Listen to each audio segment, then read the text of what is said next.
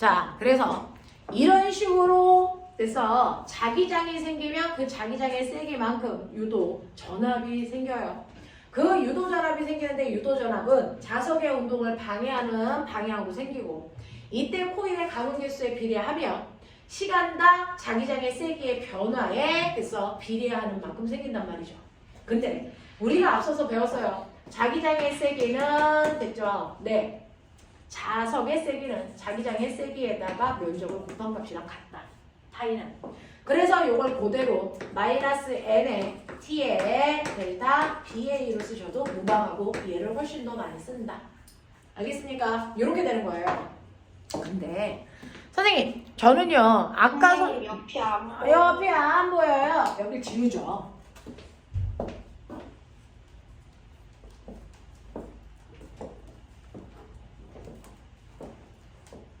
여기를 지우자. 칠판이 엄청 작아요. 맨날 지워요. 자, 이씨.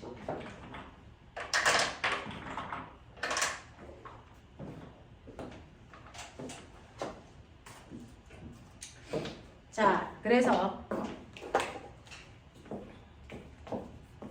우리가 했던 것처럼요. 야, 관찰력. 선생님 변한 거. 머리! 머리가 바뀌면 머리! 이렇게 하면 많은 거야? 너 그렇게 하면 여자친구 생기겠어? 뭐라고 해야 돼? 저 새끼 여자친구 없겠구나. 머리, 색깔 이렇게 하면 끝나는 거야? 엄마가 머리 했는데 아빠가 들어오면서 머리, 색깔 그러면 엄마가 밥 주겠냐? 뭐라고 해야 돼? 해봐 빨리. 뭐라고 해야 돼? 너네 오늘 밥 다 없다. 어? 뭐라고 해야 돼? 엄마가 머리를 예쁘게 하고 오시면 뭐라고 해야 돼? 예쁘시네요. 그렇지. 이 새끼가 진짜 너네 인생에 처세술 없어? 머리, 색깔 그것도 물어봐야? 너는 오늘 밥 끊어라. 야, 남자애들은 뭔 짓을 해도 못 알아보는데 여자애들은 뭐냐 너네? 이 센스 없는 새끼들아. 너네도 못 알아봤지? 거짓말 마! 너 아연이 모르잖아. 둔한년. 봉서연 선생님 머리 한 거 알았어 몰랐어? 알고는 있을 거예요. 알고는 있었어요? 그래도 눈은 있네요. 근데 선생님 신랑은 몰라요. 그러니까 뭐 바뀐 거 없어? 집 청소했냐? 안 했어? 답이나 줘. 바뀐 걸 몰라요? 우리 그런 남자랑 결혼하지 말도록 하자. 바뀐 거 아는 남자랑 결혼하자. 좀 알아봐라. 어?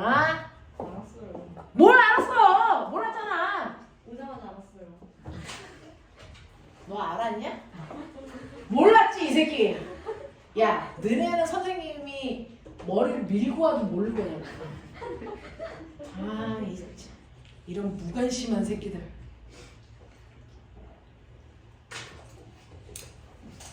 자, 그래서 이런 식으로 자, 소연아 이거 뭐야? 자, 이런 식으로요. 도체통에다가 코일을 감아서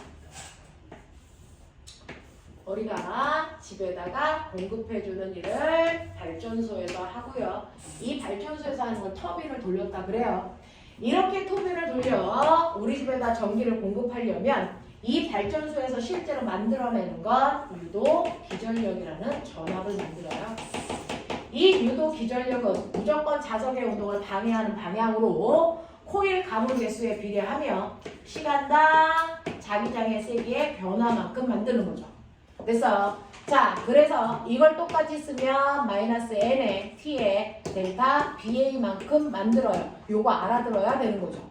그래서 요만큼 만듭니다. 근데 이때 여러분들이 아셔야 되는 라지 n이라고 쓴 걸 코일의 가문수라고 했죠.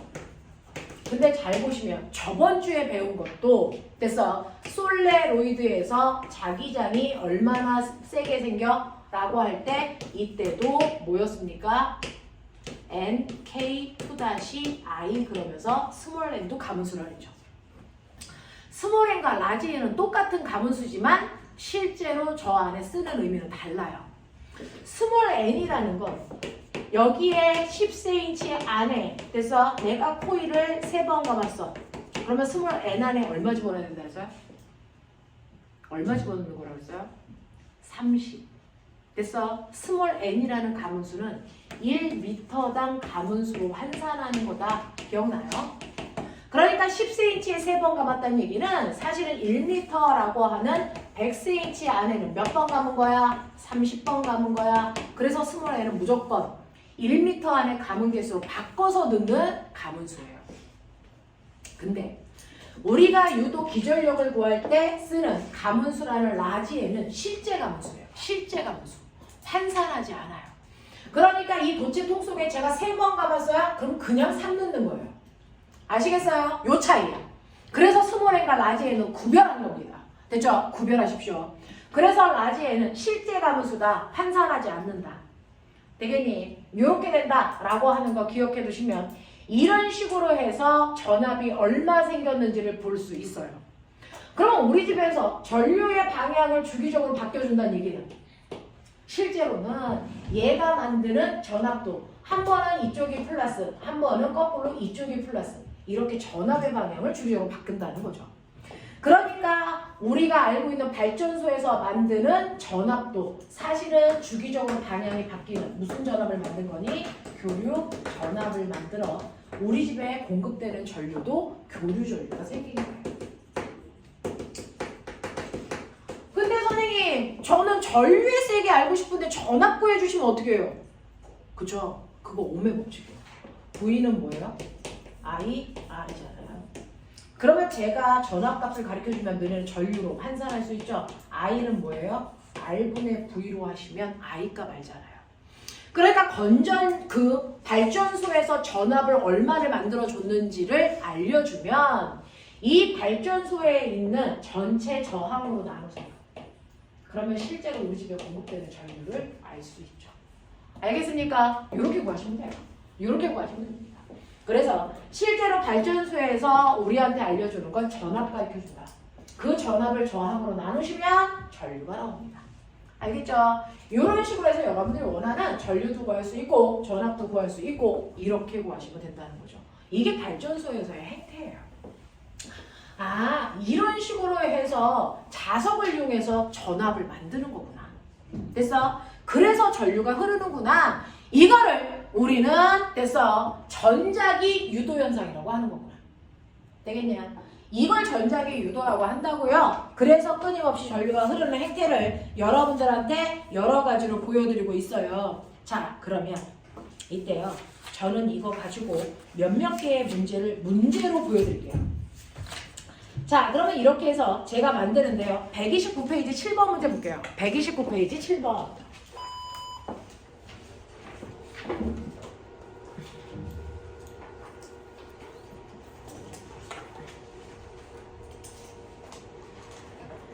이 문제를 통해서 하나만 됐죠? 자, 뭔가 문제를 어떻게 풀어야 되는지를 보여드릴 테니까 잘 이해해 보시면 돼요. 실제로 전압이라는 건 자기장의 변화와 반대 방향으로 전압이 생긴다 그랬어요. 됐죠? 그러면 어떤 일이 발생을 하냐면 여러분들이 가지고 있는 거기 128페이지에 7번 보시면 여기에 우리가 아까 했던 것과 유사한 내용이 있어요. 요게 7번 문제입니다. 7번 보시면 이렇게 되는데 얘는 뭐냐면 선생님이 보여지게 여기다가 이제 그려보면 이런 식으로 들어가는 방향으로 자기장이 있어요. 들어가는 방향으로 이렇게 자기장이 있단 말이죠. 됐죠? 이렇게 들어가는 방향으로 자기장이 있는데 됐죠? 내가 여기에다가 이렇게 도선이 있어요. 도선이 있어. 잘 들어봐. 도선이 있다. 근데 이 도선을 일정한 속력으로 여기를 쑥 지나가게 할 거야. 그러면 이 도선에 전류가 흘러. 신기해. 잘 봐. 지금 맨 처음에 도선에는요. 자기장이 아무것도 없는 상태였어요. 맞아? 자기장이 아무것도 없는 상태였어요. 처음에는. 그랬다가 내가 얘를 이 안에 이렇게 집어넣으면 이렇게 집어넣으면 이렇게 만들어 드릴게요. 조금 더 크게. 이렇게. 자, 자기장이 아무것도 없었어. 근데 1초 후에 얘가 어떻게 되냐면 이렇게 돼요. 그러면 자기장이 아무것도 없던 아이가 보라색으로 바뀌는 순간, 얘가 한 칸 더 오는 순간 갑자기 어떤 들어가는 방향으로 자기장이 2개만큼 생겼어요. 납득이 돼요? 오케이. 그리고 한 칸 더 가봐요. 그러면 이렇게 되겠죠. 이렇게 됩니다. 이렇게.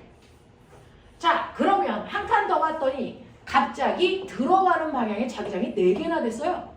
그쵸? 그리고 나서 한 칸 더 가봐. 그랬더니 요번에는 얘가 이렇게 됐어요. 여전히 들어가는 방향 4개네. 또 한 칸 더 가봐요. 그러면 이렇게 되죠. 여전히 들어가는 방향으로 4개예요. 근데 한 번 더 갈게요. 그러더니 이렇게 돼요. 선생님, 들어가는 방향으로 자기장이 2개밖에 없어요. 한 칸 더 가봐. 그러면 이렇게 되겠죠. 그럼 자기장이 아예 없어졌네요. 이런 거야. 됐어. 이런 식으로 도선 속에 자기장이 없다가 들어가는 방향으로 2개 됐다가 4개 됐다가 4개 했다가 4개 했다가 2개 였다가 0개였다가 이렇게 되는 거죠. 근데 이때 전류가 언제 흘러? 어느 방향으로 흘러? 이거죠. 전류는 무조건 자기장에 변화가 있는 곳에서만 생긴다. 알겠습니까? 그러니 자기장에 변화가 있는 곳을 보시면 첫 번째요.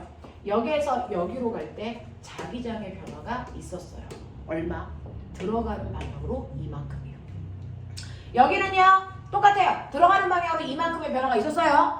여기는요. 변화가 없네요. 없네요. 여기는요. 와. 들어가는 방향으로 자기장이 2개만큼 줄었다는 건 상대적으로 나오는 방향으로 자기장이 2개만큼 늘었다는 얘기겠죠. 됐죠? 여기도 됐어요. 나오는 방향으로 자기장이 2개만큼 늘었다는 얘기예요. 되겠죠? 이런 변화를 갖는단 말이죠. 그럼 이때 전류는 언제 생겨요? 변화가 있는 곳만 전류가 흘러요. 됐어? 변화가 없는 곳을 지날 때는 전류가 안 흐릅니다. 알겠습니까? 네! 그러면 전류가 흐르는데 전류가 어느 방향으로 어떻게 흘러요? 잘 봐요. 들어가는 방향으로 자기장에 2개가 늘면 그거 싫어. 그럼 어떻게 해? 스스로 나오는 방향으로 자기장을 만들어요. 됐어요? 네. 자, 나오는 방향으로 자기장을 만들려면 이 사각형의 도선 속에서는 어떻게? 전류가 이렇게 흘러야죠. 보여요? 보여요? 됐죠? 그러니까 나오는 방향으로 자기장을 2개만큼 만들어야 돼요. 그래서 나오는 방향으로 자기장을 만들려고 전류 보세요. 네, 반시계 방향으로 전류를 쫓겨내요. 맞냐? 들어가는 방향으로 자기장이 2개만큼 늘었어. 이거 싫어. 그러면 스스로 나오는 방향으로 자기장을 2개만큼 만들려고요. 무조건 반대 방향으로 자기장을 만들어야 되잖아요. 그러니까 나오는 방향으로 자기장을 만들려고요. 전류가 이렇게 흘러요. 반시계 방향으로. 여기 자기장의 변화가 없죠? 이때 전류가 안 흘러요. 됐죠? 그랬다가 요번엔 나오는 방향으로 자기장이 2개만큼 늘었네. 그거 싫어. 나 들어가는 방향으로 자기장 2개만큼 만들 거야. 들어가는 방향으로 자기장 2개만큼 만들 거야. 그러니까 이때는 여러분들 보시는 것처럼 시계 방향으로 전류가 흘러. 이때와 전류 방향이 반대죠. 됐죠? 이때도요. 나오는 방향으로 자기장이 2개만큼 늘어나니까 싫어. 그래서 들어가는 방향으로 자기장 2개만큼 만들어요. 들어가는 방향으로 만들려고 전류가 시계 방향으로 흘러요. 그래서 여러분들 보시는 것처럼 됐어. 우리는 그동안은 도체통 속에 자석을 넣을 때와 뺄 때로 배웠는데 저 그림은 뭐예요? 라고 하면 이때가 자석이 다가올 때예요. 됐어요? 그리고 이때가 자석이랑 멀어질 때예요. 알겠습니까? 네. 그래서 여러분들이 보시는 이 앞부분이 자석이 다가올 때의 상황을 얘기한다. 그리고 이때가 자기장의 세기가 약해지는 거니까 자석이 나갈 때의 상황이다. 근데 선생님 뭐라 그랬어? 들어올 때와 나올 때 전류 방향이 정반대여야 된다 했지. 그래서 보시니까 실제로 정반대가 맞잖아요. 됐어? 네, 이렇게 된다고요. 이런 식으로 만들어지는 걸 이 그림으로 표현할 수 있다. 이해돼? 이해돼? 이런 거거든요. 이런 식으로 만들어지는 거거든요. 되겠죠? 네, 그걸 조금 더 진화시킨 그림이 여기에 있는 7번 그림이에요. 지금 이 상황은 기본적인 거고요. 이걸 진화시킨 게 7번 그림입니다. 7번을 보시면 그림은 종이에 수직으로 들어가는 방향으로 자기장이 B만큼 있어요. 아하, 들어가는 방향으로 자기장이 B만큼 있구나. 이렇게 되어 있어요. 근데 여기에 디귿자 도선이기 때문에 여기에는 막대기 빼면 여기가 열린 도선이기 때문에 끊어진 도선이라고요. 전류가 흐를 수가 없어요. 그래서 첫 번째는 끊어진 전선을 연결하려고 여기에 금속 막대기를 놓은 거예요. 그러면 요만큼이 닫힌 도선으로 여기서 전류가 흘러요. 여기는 안 흘러요. 알겠습니까? 자, 그래서 닫혀놨어요. 연결해놨다고요. 그래도 전류는 안 흐르죠. 왜? 건전지가 없으니까. 그러면 건전지의 역할을 하려고 어떻게 하면 돼요? 자기장의 세기를 변화시키면 되죠. 그래서 어떻게 하는지 아세요? 이 막대기를 일정한 속도로 잡아당겨요. 네? 그러면 자기장의 세기가 변해요? 변하죠. 여기 있던 막대기가 여기까지 오면 자기장의 세기가 요만큼의 자기장의 영향만 받다가 요만큼을 받게 돼요. 자기장이 더 세진 거예요. 얼마만큼? 요 사이 면적만큼 자기장이 세져요. 맞아요. 이 사이 면적만큼 자기장이 세져서 그 세지는 만큼으로 전류가 생기는 거죠. 근데 어떻게? 자기장의 방향과 반대 방향. 무슨 말인지 알겠어요? 그러면 내가 얘를 잡아당기면 보시죠. 들어가는 방향으로 자기장이 늘어나. 알겠어요? 그거 싫어. 그거 싫으니까 얘는 스스로 어떻게 합니까? 잡아당기는 동안 나오는 방향으로 자기장을 만들려고 해요. 맞냐? 네. 나오는 방향으로 자기장을 만들어야 되니까 이 도선 속에서 어떻게 전류가 보시는 것처럼 반시계 방향으로 흘러요. 이해돼요? 그래서 여기에서는 전체적으로 반시계 방향으로 전류가 이렇게 흐를 거니까 여기에 있는 저항에서 아래로 내려가는 방향으로 전류가 흐르고요. 막대기에서는 올라가는 방향으로 전류가 유도돼서 흐를 거란 말이에요. 이해되겠니? 이해되겠니? 이렇게 되는 거예요. 그래서 이 막대기를 일정한 속력으로 당겨요. 자, 그랬을 때 P와 Q라는 이 막대기 사이에서 그래서 네, 막대와 도선 사이에 자 접점이 있고 PQ 사이의 거리를 L이라고 하면 이때 유도된 기전력, 전압의 크기가 얼마 생겨요? 전류는 막대기에서 위쪽 방향으로 흐르는 거 이제 인정했죠? 인정했죠? 자, 얼마나 세게 흘러요? 이거 계산해보자. 선생님 저 그거 아는데요? 이때 생기는 돼서 유도 기전력이라는 전압의 세기는 자, 자기장의 세기와 반대 방향으로 호일 가무 개수에 비례하고 시간 동안에 돼서 델타 BA만큼 생겨요. 라고 했죠. 이게 신기해요. 신기해요. 자, 여기에서 보시면 들어가는 방향으로 늘어나니까 나오는 방향으로 자기장 만든다. 그것만 해결하면 마이너스는 의미가 없어져요. 됐죠? 그리고 이 전체가 몇 번 감은 코일? 이 전체가 한 번 감은 코일이에요.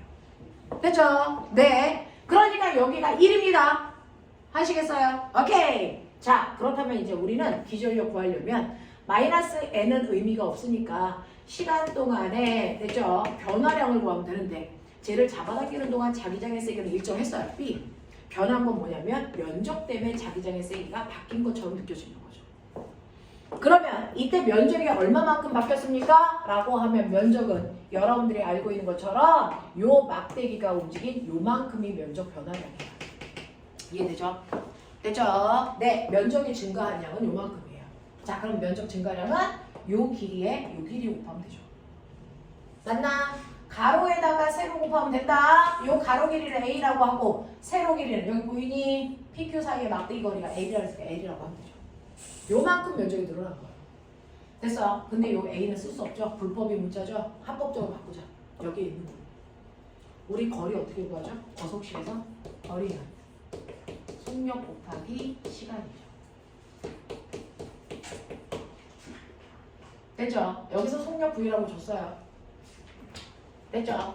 그래서 이때 여러분들이 보시는 것처럼 B라는 자기장의 세기는 똑같고요. 이거를 시간분의 면적 변화로 할 건데 됐죠? 얘는 가로축의 거리가요. 속력에다가 시간을 곱한 거예요. 그리고 세로축의 길이는 L이에요. 근데 이 시간이 이 시간이랑 똑같은 거잖아요. 그러니 얘가 약분이 있단 말이죠. 이해되죠? 그래서 막대기를 잡아당길 때 여러분들 유도된 기전력을 구하는 시 이제 아셨어요. 뭡니까?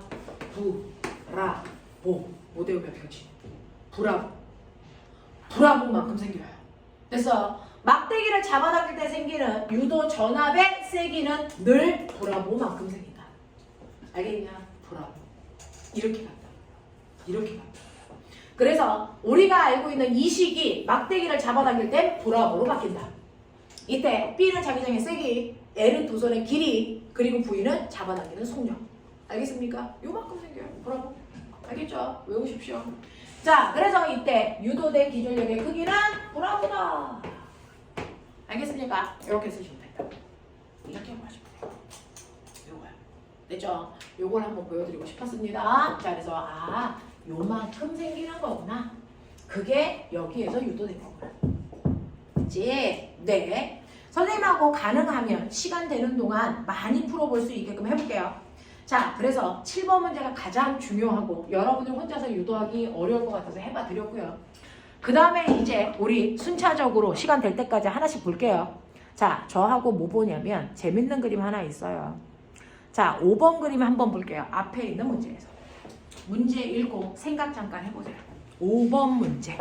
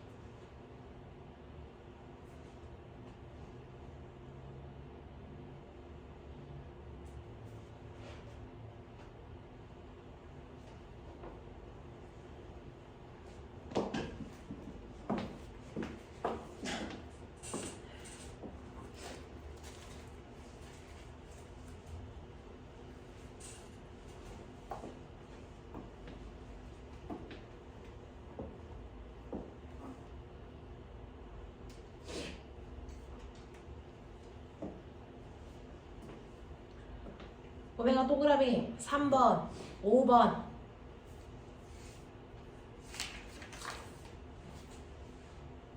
됐어. 넘어가. 131페이지 4번. 됐냐? 133페이지 7번. 요것만 선생님이랑 같이 하고 끝낼게요. 되죠? 빨리 읽고 계세요. 언니 프린트 좀 갖다 줄게요.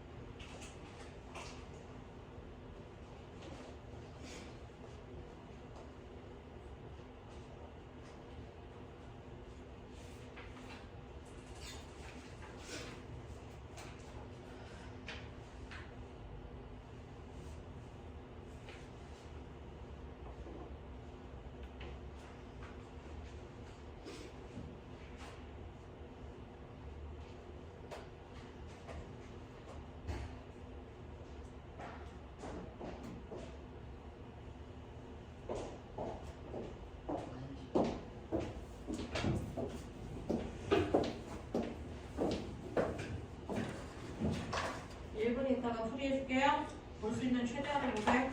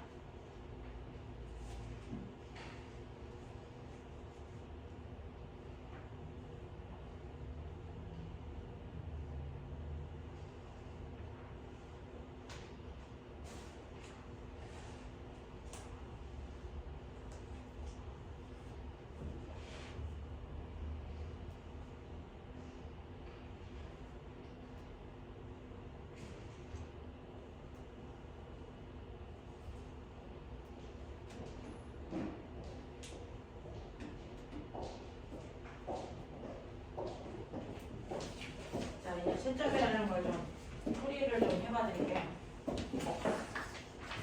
자, 여러분들이 가지고 있는 거에서 앞부분부터 순서적으로 좀 가보죠. 우리가 했어야 되는 문제 중에서 몇 번부터 보라 그랬냐면 3번부터 보자 그랬으니까 3번 보고 5번 볼게요.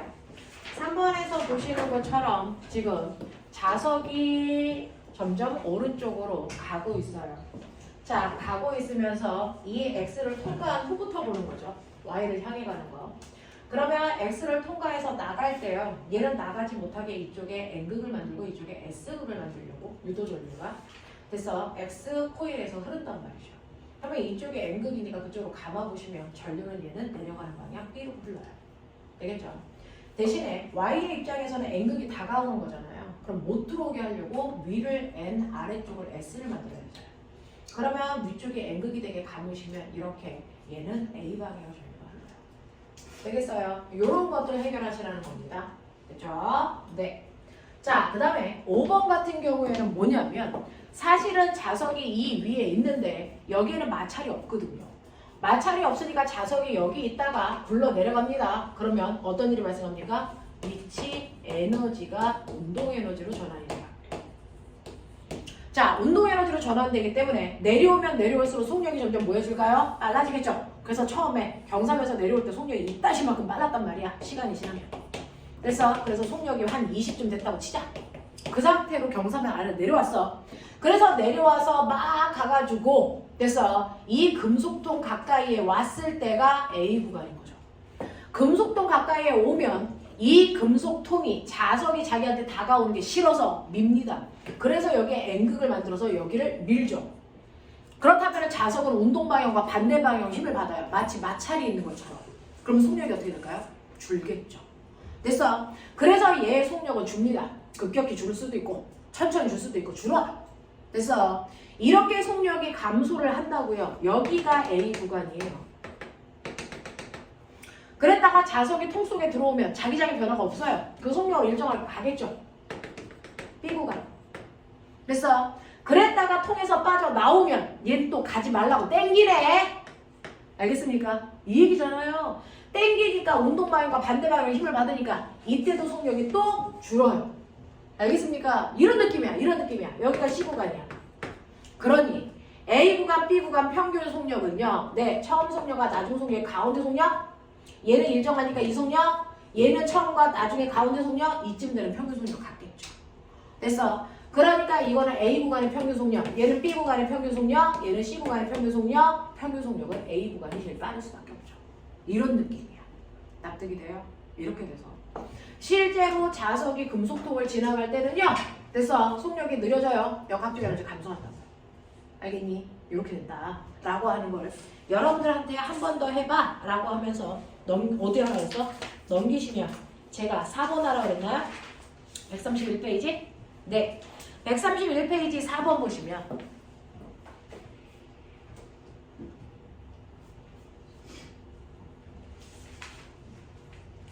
4번은 이 그림이에요. 자, 다음은 모양과 길이가 같은 하나는 알루미늄관이고 하나는 구리관이야. 느껴? 둘 다 알루미늄, 구리, 둘 다 금속이야. 전자기 유도 일어나. 근데 똑같이 자석이 똑같은 속력으로 떨어져도 전자기 유도가 잘 일어나는 아이가 있고 잘 안 일어나는 금속이 있단 말이야. 그 중에서요. 알루미늄관과 구리관 중에서 누가 더 전자기 유도가 잘 일어나는지 여러분들 볼 수 있는데 전자기 유도는 무조건 자석의 운동을 방해하는 방향으로 일어납니다.